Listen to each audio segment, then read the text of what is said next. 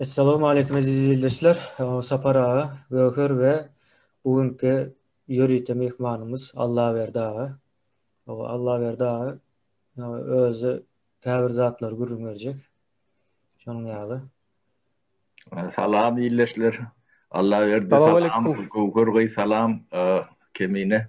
Dengülene iyiden salamlaştık. Yine de bir sapar salam. Salam. Salam Salam aleyküm vatandaşlar, Emrecan. salam Sapara, salam kimine? Allah verdi ağa, o nädip yurdun daşına çıktınız? Näme için çıktınız? Şo zatlardan. Yurdun başına çıkanın sebebi işlep gördüm mektepte. Hem zadım da govdu. Yine şu sistemanın nemelerine dayanıp bilmedim de. Doğrusu hocalık müdürü bolup işleyen son otayda bir 9 tane özüm işim vardı da işçiler. Her gün çeyre diye çeyrele ot çapmalı gitmeli. Prezident gelse вообще problem kurtaran nokta. Bir ay, 2 ay çıkamız yok şu nemeden. Son yalnız attılar. Sonra neme? Mesela hocalık müdürü olan son şu mektep işleri bilenem kevakt şu nemelere karşıyan hükümetin işlerine bir tane bir pasportu, mektebin pasportu var. Pasportu her yıl tezelep durmalı da onu tasıklamalı. Tasıklap durmak için de bir ayın geçiyor. Yani bir derek bir kağıt. Yani hiç kime gerek yok. Yani o zatları da boş verelim. Emmesi bir derek desen ben bir başımdan geçireyene görün vereyim. İşim şehirden dışarıda olan son öz maşınımda gidiyordum. Yolda işten gaydışında şu yolda duran yolu bir biri olsa mindirip giderdim. Bir gün bir oğlan mindi. Yaş oğlan bir 20 yaşında. Bunun bilen gürrün edip gittik bunu. Selhoz institutu veya hocalık narkozmuş o institutların birinde okuyan eken bize çerçeve melkambenede bunu uzattılar. Stajировкaya. Geliyor, жаловаться edip geliyordu. Ey şu fabrikanın hem yerini aylanıp çıktım. Skaladı kalan yok, kabinetleri kalan yok, unusu kalan yok, bunusu kalan hem yere kamera koyup tuturlardı. Hiç zat orlap olan yok diyordu. Yani institut aran yok, diploma eline alan yok. Kellesinde dine oğurluk. Ben dedim, inde bu yurda taşlamasak bu yurt dayandı, hiç zat kalacak değil dedi. Sondan bir ay son çıktım. Yurttan geldim, bärik. Hudaýa şükür häzir gowy. Ýöne son günler şu Halmurad aganyň ilkinji şu YouTube'da nädem ýokdum da görem ýok türkmenleriň gepleşigini zadyny. Şu Halmurad aganyň çykyşyny eşitdim, gördüm. Metdim be. Güzel türkmenler şunu ýaly birleşip bilerken, şular bir işe bilerken birleşip diýip. Geçen yıl şu siz sorak cevap nemedenize oňaýan bir öz tekliplerimi yazıptım. Yani şu menin adymam bolmaly şu 25 adam içinde. Şonu ýaly, menin gelmek sebebim şonu ýaly boldy bärik.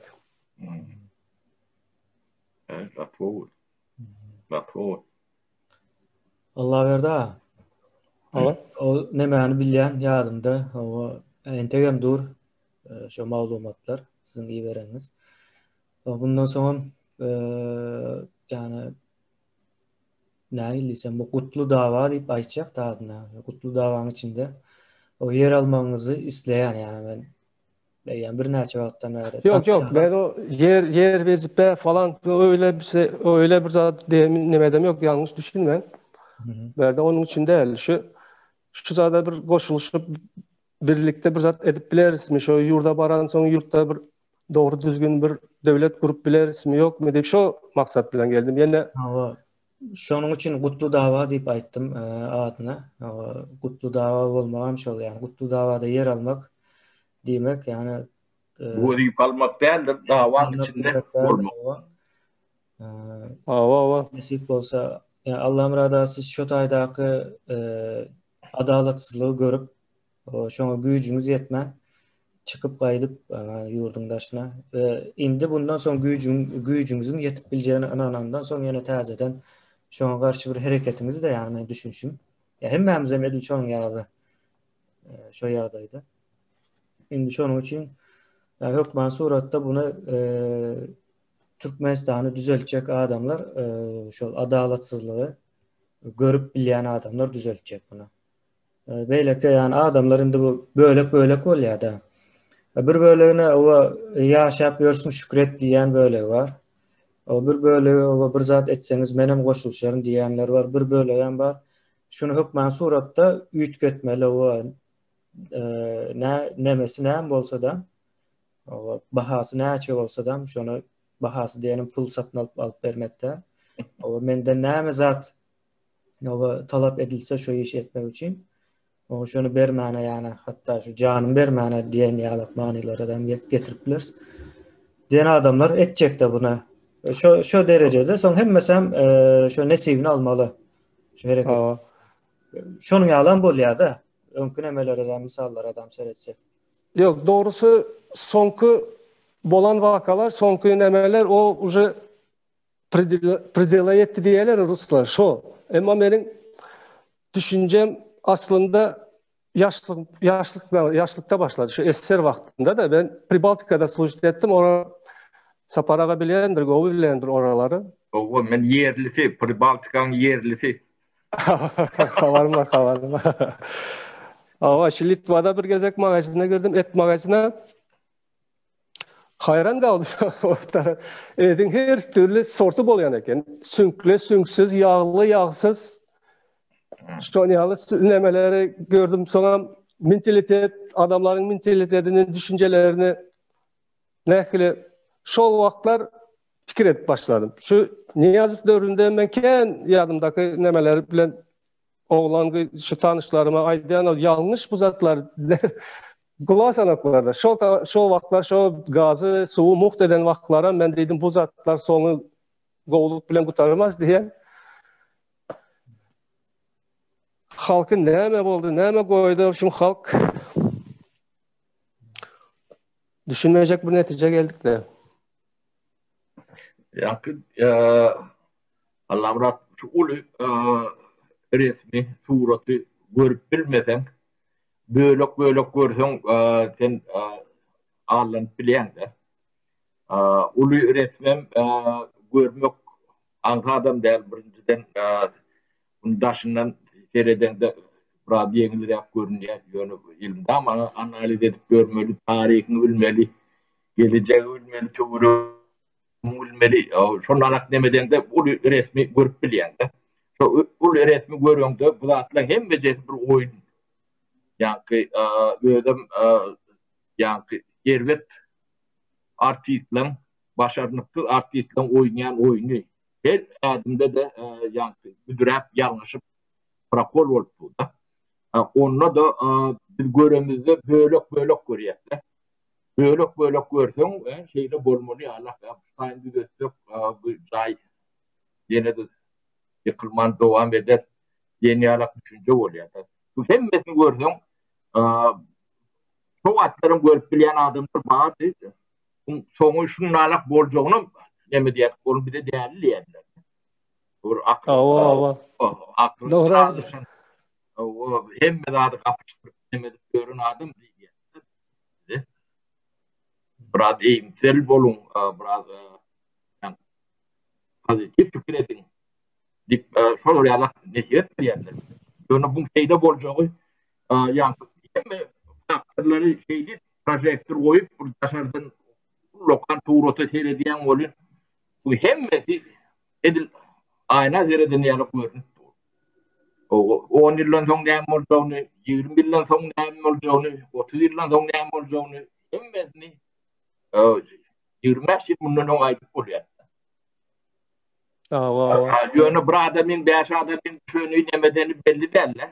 Demek siz bunu yaşamalı kediniz. Yaşan son düşünüp, enten düşünmeyecekler. Kendiler yönü epetli öyle.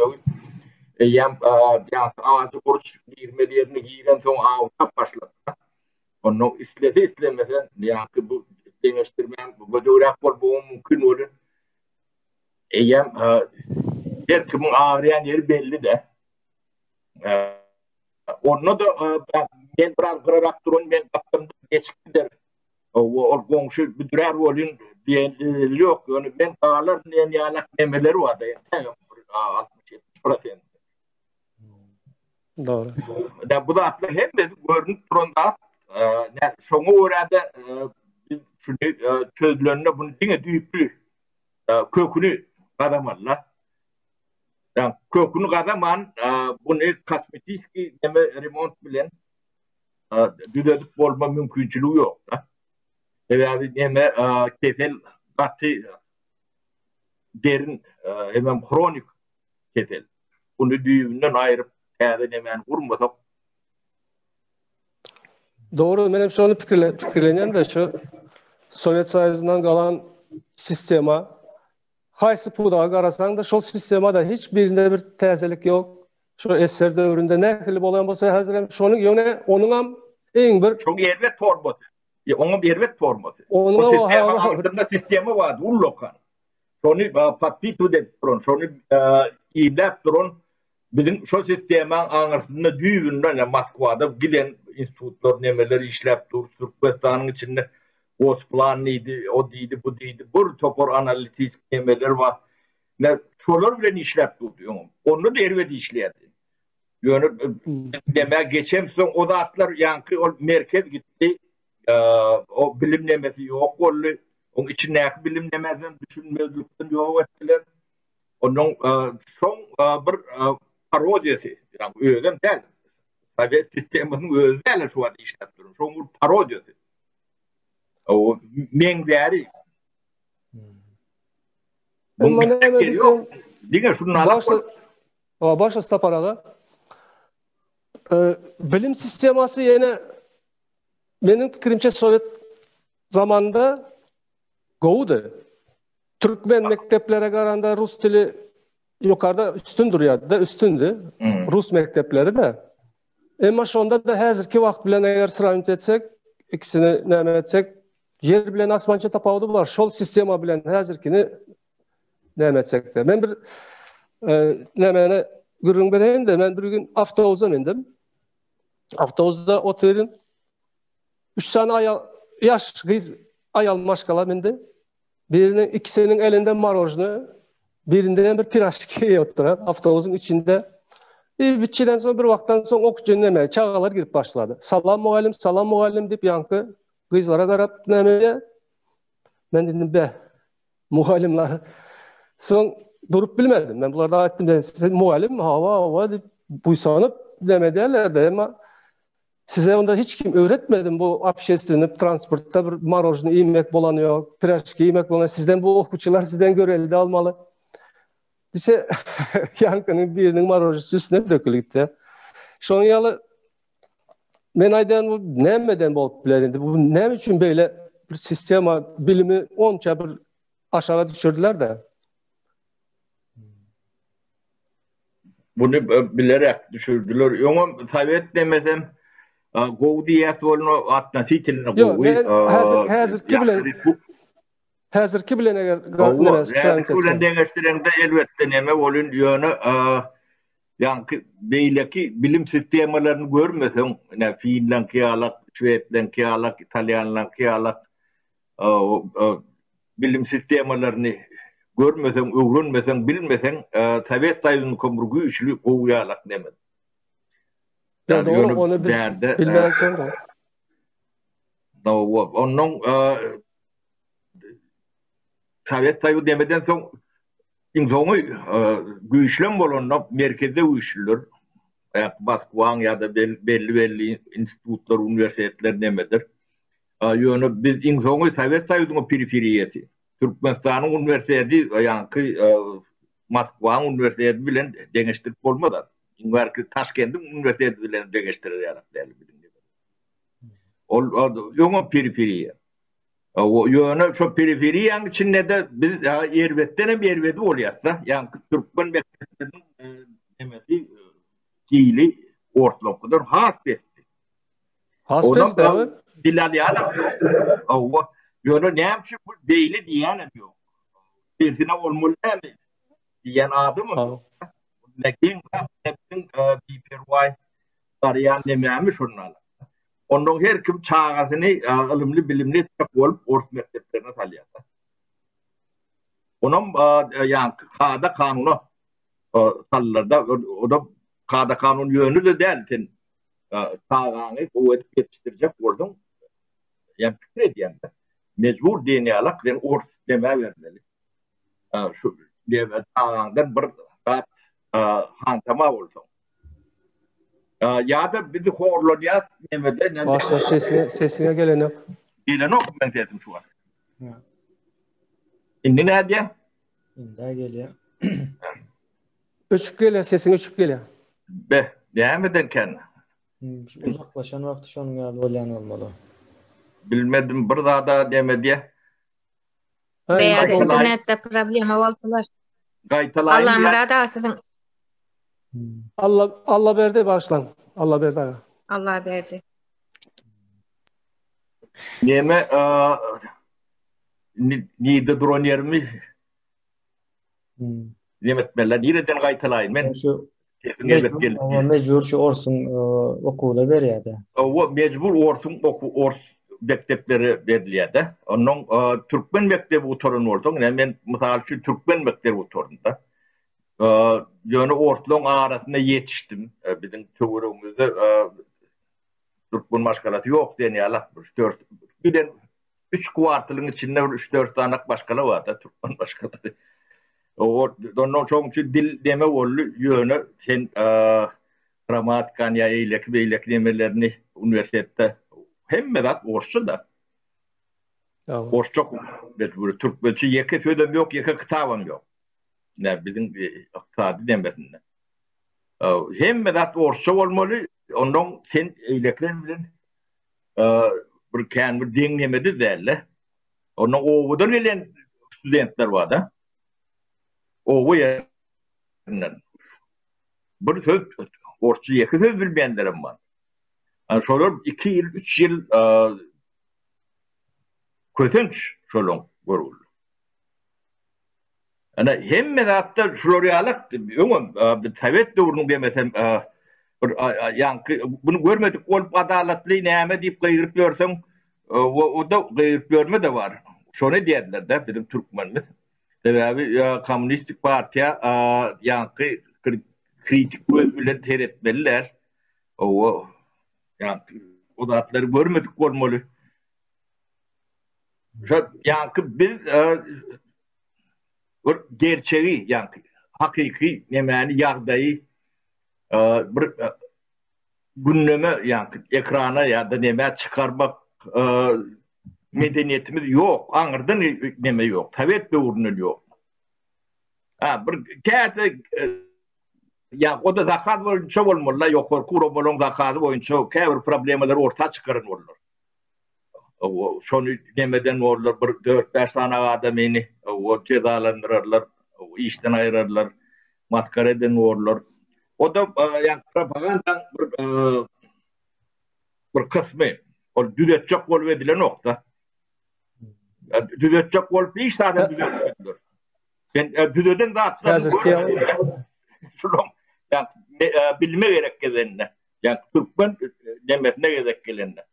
Mekteplerde düzölün yalat yok. Ben özüm Türkmen mektebi oturdum, onu ne elektiğini bileyendim ben. Özüm in Govu mektepte oturdum ben, 37. mektepte şehrin kırasında teyze Govu değil yattı. O da atlaşı için Govu. Türkmen mektebinde bağışla. Türkmen mektebinde 5. yanlışmasam 5. klas programması Rus dilinde 3. klasta. Yani 2 yıl tapavdu vardı bence. Benim fikrim boyunca. Şu vakitler. Değil mi? Şeyle değil mi? Bilmedim ben. Programması boyunca. Orta demen demetmedim. Men okuum yankı meni durmuş okuttu da. Son durmuş yankı üniversite neme dine bir kat kağıt veriyor da. Adam öz üstünde işlen son spesialist olup bilendir. Hem kişi yankı el diplomlu demeli bolonu bilen spesialist bolayan nedir? Ya spesialist değilyendir bolun yani spesialist var da. O kıyın zattır. Neme vardı? O tecrübe, ondan özünde işleme, kılıklanma, analiz etme, fikir etme. O kendi spesialist olacak ol emetten kendi zatların emetini kelletine ağırtmalı. Ava. Birden bolyanam derler. O köplerde tayağı bir yersin. O yukun aşağında da kalarsın. O yanlış aradın. Abi iyi şey diyen adam yanlış biliyordu. Yanlış olacak ol piştat etmen oturuna spesialistlerim kendidir. O da vardır. Yankı Rusların diye şey aladı. Allah verdi yankı neme ünçüm çekti de şu an ayıp geçeyim. Şimdi neme vardı? Curriculum deyip bilim yani bilim deyip aytacak men ama bilim verme sosyolojisinde curriculum deyip bir neme var yani Türkçe'de müfredat değil ya yankı aydışınızı yalan mektep programması da o Türkmenler Tamam.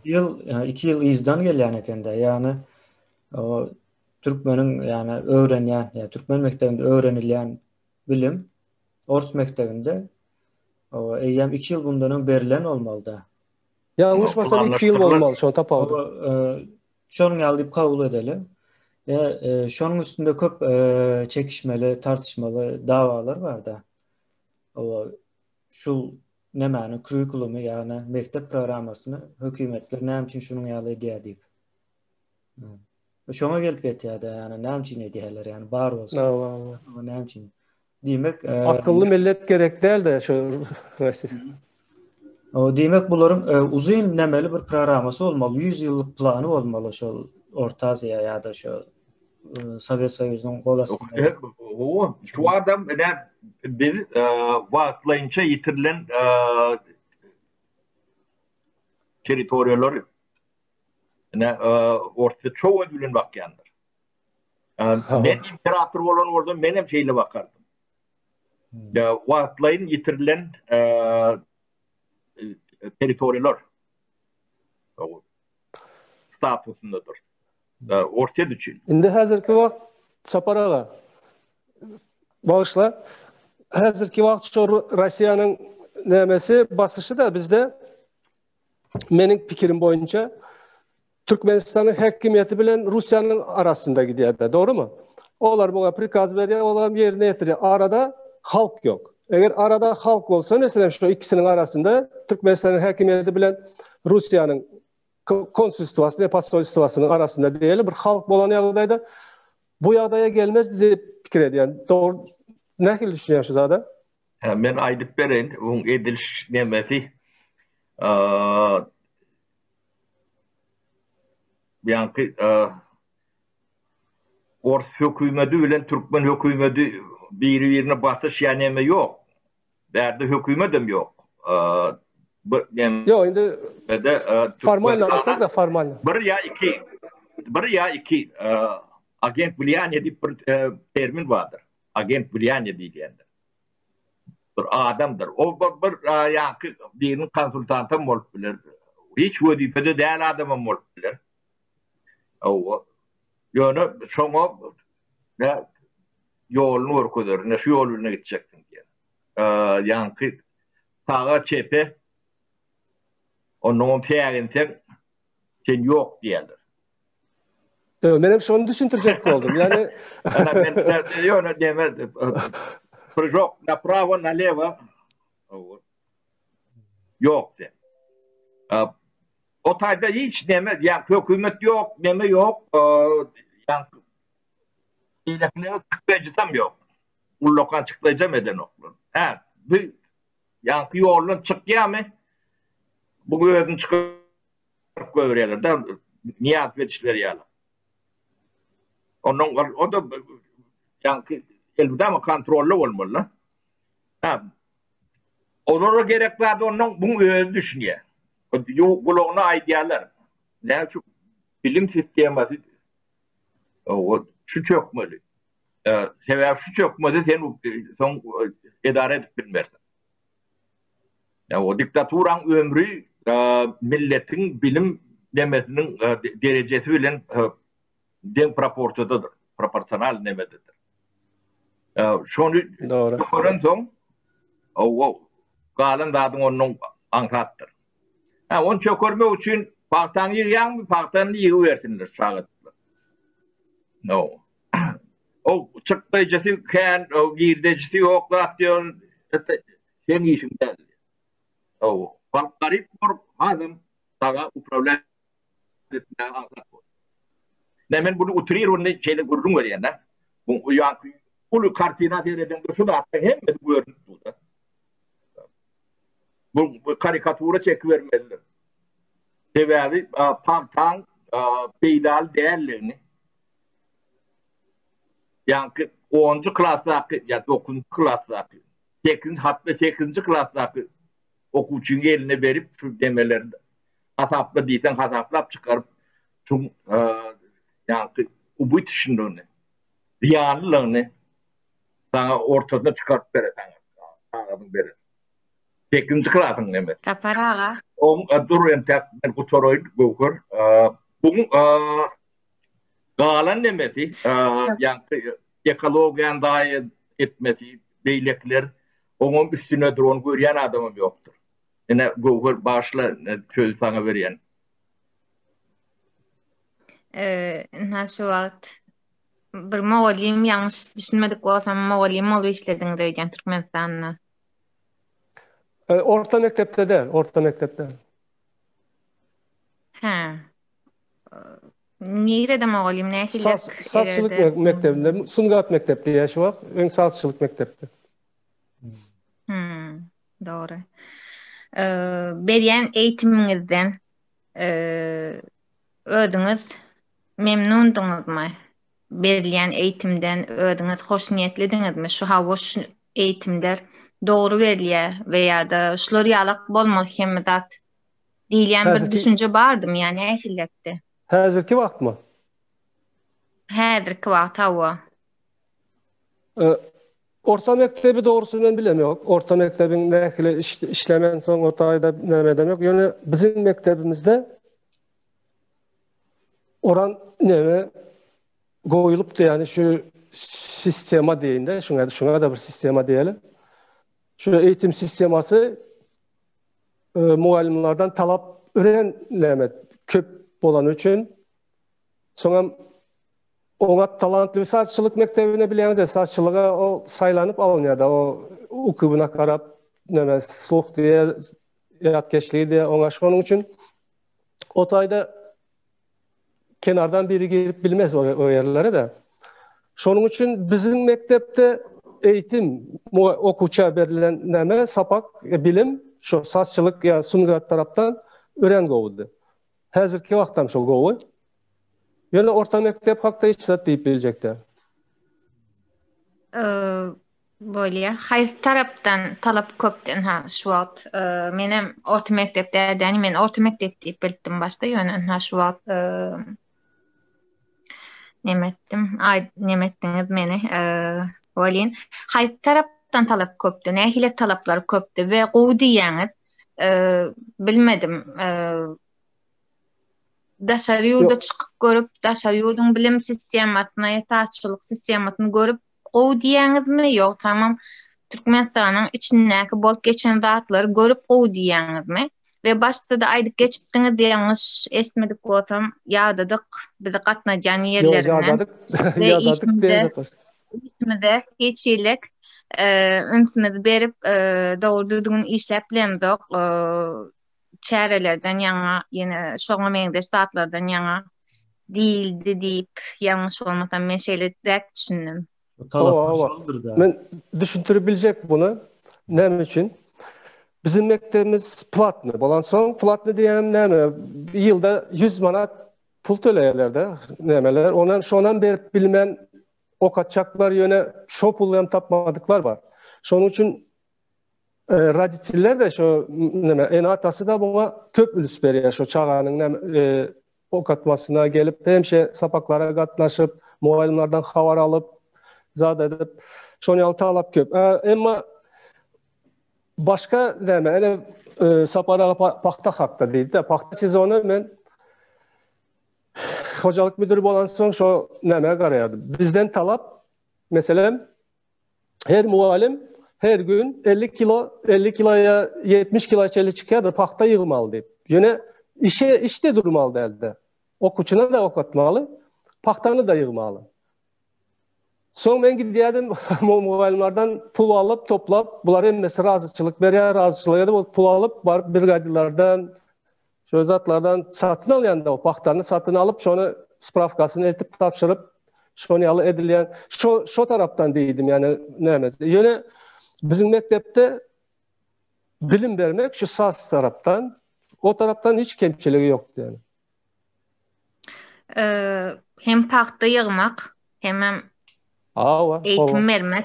İkisini de bir günde alıplar.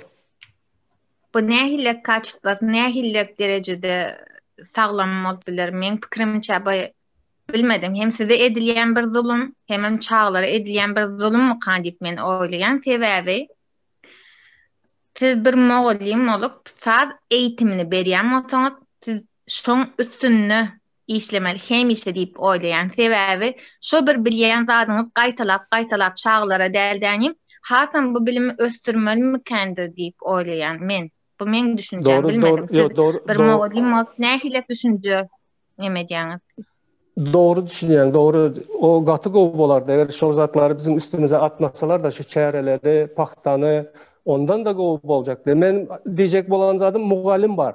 Yani professionallar bardy diýjek boldum da okuçulara bilim berip biljek mugallimler bar. Ýöne şonuň arasynda ýene şo paxta diýe, çäre diýe, ya prezidentin öňüne çykmagyny 2 ay, 3 ay öňünden taýýarlyk o çağalara eger orkestra taýýarlap bizden bir saz talap etseler, şo çağalary her gün aly gidip şol prezidenti stiçat edip duran daň saat 5-den gece saat 8-9'lara çeýle saklanan wagtlary bolýar. Ben şo zatlary diýjek oldum. Emma professional tarapdan şo okuçya bilim bermek tarapdan bizim şo sazçylyk mekteplerde şo tarapy gowdy.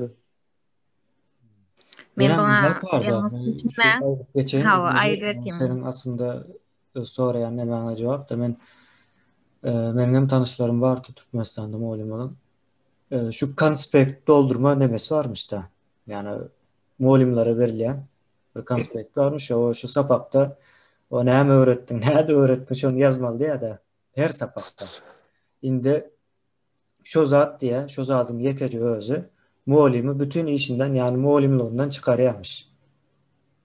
Doğru aýdýar. Son zat şo yani hiçbir ýerde bilmedim barmykan o belki yıllık verilýändir onun ýaly düşündürüş ýa-da aýlyk verilýändir ýöne Yok her sapak sen yazmaly her sapak. Her sapak sen mailnamasyny sapagyň mailnamasyny ýazyp şonu näle geçirdiň okuçy näle taýýarlandy hepsini ýöne bizde şonu ýaly goýuldy şonu öýünde etmeli. Yani gedip öýünde de şu işlemeli de şu işini ýerine ýetirmeli. Şonu doldurmaly şu zatlary. Sapaga näme bolmazlyk üçin de peskel bolmazlyk üçin şonu boş wagtlaryny etmeli bolýar.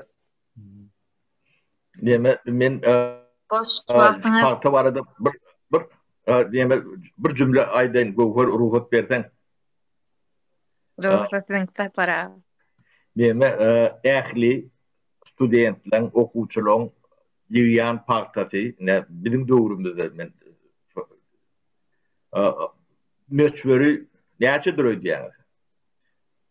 1,5% şondan aňry geçen o. Ähli studentiň muallimlaryň, okuwçylaryň hemmece ýygda paxtasynyň meçberi yani neme planın 100% burada şu 1,5%.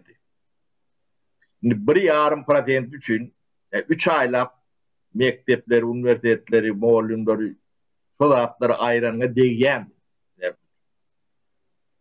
Soňra da şu soru veren adam yok. Çünkü 1,5% bilyen adamım yok. Yani umum suratları görüp bilinmeyen yağday bolan soň şu şeyle. 1,5% men cehennem diýerdim de. Benim cehennem diýerdim. Bunça müňläp adamlar hem at telek hem it telek. Yani şolong hemmejesinin edilecek partisi şolar üçün edilecek yani bir maşin akitmeli, otayda nakar vermeli, giyici yatyanlarını yatırmalı, tudurmalı. Şu çıktıcılar var da. Şona bir ödeni yok da şu yakın nemen nemesi. Yok. Onun hem üçün ediliyor. Şu soruyu ben birinci sekreterleri veriyorum da. Kan demelerine. Sapar ağa, bunun arasında korrupsiya da var. Mesela yani değil mi? Düşündürecek oldum ama muallimlerden pul toplap ben şu paktanı satın alıyordum şu ödemelerden de. O köpük, o korrupsiya köpüktür. Oluyor onu nüzdat ediliyor, o için demediler. Sizin ayakliğiniz topumu bilen, paktanı bilen 1,5% yok buranın da hiç var. Yok, devlet için faydası yoktur. Ne için değil hiç kim için faydası yok. Hiç kim için. Gökbazar'da Sapara başla. Gökbazar'da o pakta zavod vardır bizde bilen. Nemede, Çercev'de. Edir Kaptan'da. Sonra bir gün vardım. Bütün nemede dolu da yaz ayı teze pakta çıkmalı. Bu paktalar şu baskı durdur. Ben son sorardım da ne böyle satanız yok zaten ise hiç kime gerek değil diye de hiç kim alan yok diye de bu paktalar çürep yatır. Son bir gece yaktılar şu an nemesini yok ettiler yakıp. Neme bu hemmesi bir yani yok oradan verilen nadanlık değil yani neme de cehalet devlet nemesini alayanlar ben aşağı partayı görün muallimleri uçurur demeleri studentler alamak da başta kim oturan oldu 100% cahil ben yoğumaydım bizde neyse birinci sekreter olan oldu yani bilse de bilmedik tren bolmalı yağdayları var. Tabii parkta var orada şu birinci sekreter var. Parkta yok orada şu birinci sekreter yok. O galan dağına seriden o. Onun bulur dediler. Şu tayda biz aktivni ingolmanla vit yani şekil ingolmanla gene şoğu klasımız bağdığını görkütme için nilen yalak nem için şu studentleri, muallimleri porlak görürler. O 1,5%'ni bizden haşetli spesialistler ön pripirke edin bir yazıp vermeliye sonra kullanmadı. Onun hiçbir nemesi yok. Yani suratları açık doğraydan da en oğru diyorlar da. Ben giden araştırın kandege oldu da. Kagabazam var, prokurorum var, milisiyasam var, o hocalık var da sekreterlerim var. Fatih yılla şu bir kay neme diyorlar da. Fatih oğurluğunu yok etme için. Onun bizden soruyorlar spesyalist şunu ne edip Fatih oğurluğunu sonra çıkıp oluyor. Ben onu şu doğru ediyorum, aydık da şeydi. Hiç deme daha yok. Bugün brigadire peydali, kalkot başlığı peydali, birinci sekreter raykomu peydali, birinci sekreter apkomu peydali, birinci sekreter Respublikan birinci sekreterini peydali. Şimdi peydali etmeyen ertesi adamlar keyfine bunu uğurlap yani emet türme düşmüyor hüvvetliler adamlar. Şunu yeden okulur. Şunu bilmedik filan olup başka da adın gururunu edip şu yankı tiyadatı durdurmuyorlar. Yani şu dahil yanımın demesi bunu edecek olup yani bilmeyen yörün adamlar değiller. Bileti gelen orada bizden sonrası yani kabinetine çağırıp sonrası da aydık veriyorlar. Aydık vereceğimizi biliyorlar. O bilmeyen neden okulur. Yani bilmese bilen kâne. Ay. Butayda Doğraydan Sapara. Gitti. Doğru. Gowur sesin Ay. gitti. ha şeyleme. Butayda esası paxtanı yığdırma. Bu men düşüncüm, men görüş şeklim şular ýalyk bolşuwak, aýdyp berýän zatlaryňyzdan. Ha paxtan ýakylmasy, şoňa mende mogalimlara azar berilip, ýygdyrylmasa çağlara şo azar berilmeli. Indi näme diýsemken, bu taýda men şular ýalyk zat görýän. Baskı var halkyň üstünde. Ve şu baskıyını ayırmacak olup edýärler. Hawa biz sizin üstüňizde isleýän zadymyz edip isleýän hökümet sürdürüp biler. Siz bizim elimizde şonu görkezjek bolýarlarmy? Sebäbi mogalimlaram men bildigimçe hawa azdyr kime göre gatkendir. Sebäbi bu mogalimlaň pul berip başgalara paxta ýygdyrdy, ýalňyş bilmeýän bolsam. Ve yığyanlar, şo paxtan yığyanlar öz maşgalatynyň geçimini saglaýar şo pul bilen. Hava baron ýaly. Hawa emma nähillik, ha paxtan ýakylmak diýmek bu näme diýmek? Bu nähillik bir bu näme etdikleri bolýar, men o taýna düşünüp bilmedim. Sebäbi Türkmenistanyň içinde öňden bärim ýokluk var. Bu mawt ýoklugy geçdi ady. Bu mawtyň ady başgaça bir zat bolup gitdi. Bu mawt durmuşyň adyna men o taýdaky bolup geçen zatlaryň nimetine adam goýup biljekler diýjek bolýanym. O paxtan ýakmaň ýerine halka paýla veya da bir zatlar et. Sebäbi halk şo paxtadan ýorgan düşük dikýärler, ýene bir zat edýärler. Sen näme üçin halky bu derejede edip azar verip kötäp, çüýkäp saklayan. Bunun aşağında nämeler ýatdyr? Näme? Asıl isleýän zatlar näme? Diýilip, haştaýda menne şo näme üçin diýilýän bir soraw peýda bolýar-da. Bolýan aýdylýan zatlar saparaga men aňmal bilen okuyçy. Men düşünüp bereyim, aňalar ýaly. Gowur. Ene paxtada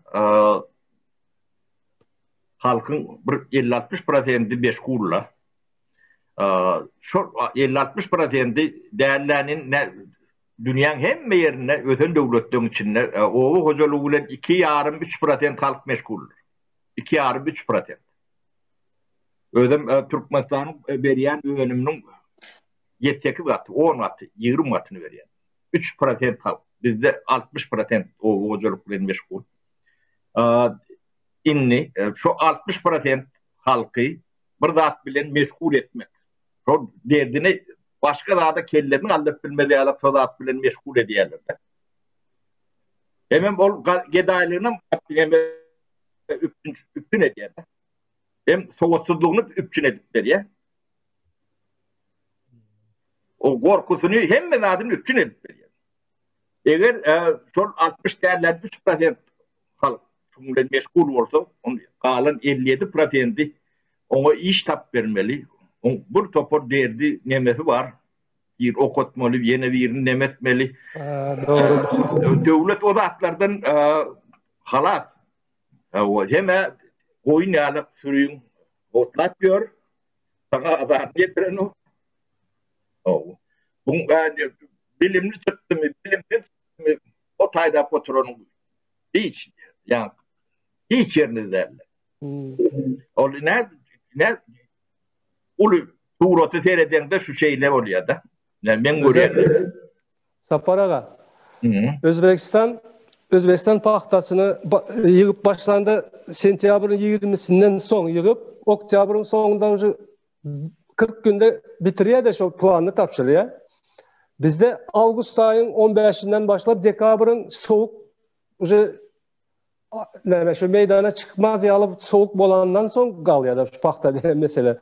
Şu aylar Ağustos, sentyabr, oktябr, noyabr, dekabr şu aylar paxta yığmalı. Öyle hiç verimliliğim yoktur. Verimliliğim yoktur. Verimliliğim yok. Şu dişin yalı şu 6 ay adamları güymeye de şu yerde. On yakıt yığımı değil. Onun yankı ekimi var, yekelemesi var, türkömesi var, nemesi var. Var da var. Seni kıymet biliyor. Yankı April ayından dekabr ayını senin 60% halkın güymeye. Sonra kış düşüyor, onu kışın daşarta deme soğuk, onun önünde güymeye de. Vesselam, ana long kellete mağara nok hiç demeden o. Ana sana sürü. Bilimsiz, savaşsız, hünersiz. Korkudan da korkup durun. Ürküden de ürküp durun. O ağırlan da ağırlan durun. Ne giden bir deme. Millet bunları gereği şu. Doğru. Bana oynayan da şu. Doğru Yok, da. Sovet demesine de şunlarla. Yönü, biraz intihaplı forması. Sovet de onu da parti yapıyordu. Yönü intihaplı forması. Aylık günlük veriyorlar, yeme diyorlar. Karnın oyruyorlar, tepedikleri yalak. Kabirler, brigadir, sırgadir, orta maşinalar yalak. Çetler dörü diyorlar. Motivasyon olmasa onu edecek yerler. Ne şeydi, yankı oku öğren terörek değil ya da Türkmence. Onda da kuvvet yok. Bunun yönü intihaptır akbara. Onun çok çiğnep Sovet yemeğini küyütüyorlardı. Şu atkıyla dengeştiren de Sovet yemeği o vurk görünüyor da. O tadı da kuvvet yok aslında. Şun biraz yemeğin intihaplı forması.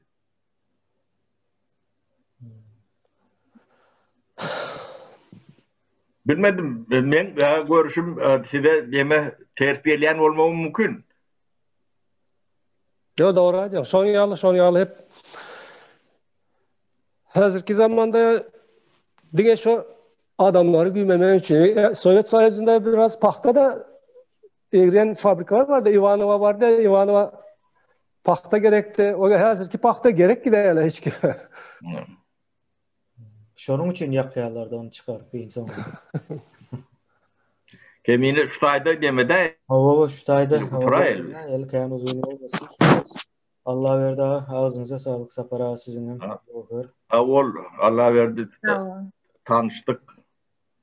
O tanıştık. Allah verdi atlıma men bir tane sorum vardı denim ama şundan diyetim öyle. Orta okulda okudan muallimler bar olsa da gelse bir de bilmeyen zatlarımız vardı ve içerideki bol geçen eğitim sistemat vardı biraz açık görünürse. Tağın biliyetlenim ama şu arada da oturup gürleşsek halk olur mu kanögen? Ondan şundan diyetmeli. Allah verdi Türkmenistan'ın içinden çıkıp aydamda maddi yağdayından derlenim yağdadım diyandı. Ama maddi yağdayından hiç bir kıyınçılığım olmadı. Ama yağdadım diyan. Yok hiç bile demeyin öyle Bilmedim. yetti diyecektim. Aa doğru. Bilmedim. Bu arada gürlesen uzak gider. Neme değil onustaydı. Sebebi kat köp kelem neme diyen zatlar var. O yekemeyen giderdir halkına kelletme kenza ediyenler. Sebebi Türkmenistan'ın içindeki yağdayı belli. O şolar yağday. Sağ olun. Geleniniz için. Sağ olun. Sağ olun size. Oğlum ben de ağırlıkta görüşelim. Onda yığı çıkıp dur da kemine alar yer dur kemine. Çağırsa gelecek.